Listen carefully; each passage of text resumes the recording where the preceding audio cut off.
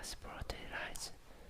Thomas, who had been alone until now, was pleased to see a robust-looking man quietly sweeping his doorway.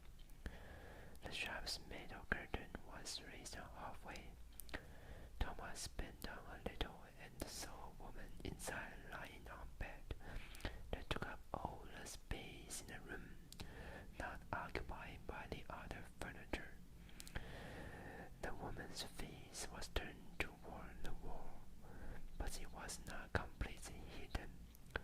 Tender and feverish, tormented and yet already suffused with calm. That's how it was.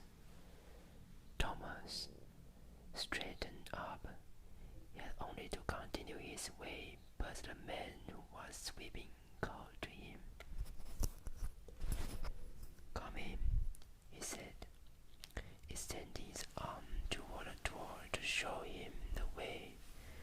Thomas had no such things in mind, yet he approached to look more closely at this man who spoke to him with such authority. His clothes was especially remarkable: a black morning coat, grey striped pants, a white shirt with slightly crumpled curves and collar. Each item of his outfit deserved close examinations. Thomas was struck by these details, and so as to linger a little longer with his neighbor. He reached out to shake his hand. This was not exactly the gesture he had meant to make, since he still intended to leave this place without forming any closer attachments. The man probably sensed this. He looked at the hand held out in front of him, and after addressing to him a vague sign of politeness, he took up his sweeping again. This time, paying no attention to what was happening around him. Thomas was cut to a quick. Soon the house opposite began to stir. The shutters bent and the windows opened. You could see small rooms, parents and the kitchen apparently, presenting a filthy and disorderly sight. The church seemed infinitely better cemented. It was placed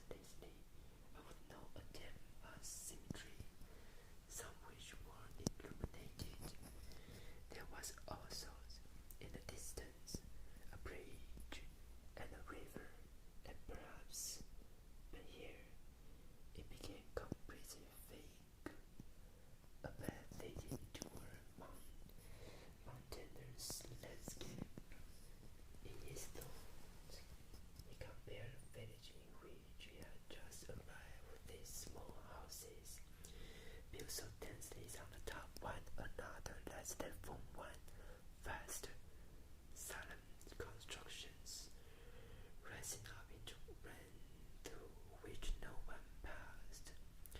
He pulled himself away from the image. On the other side of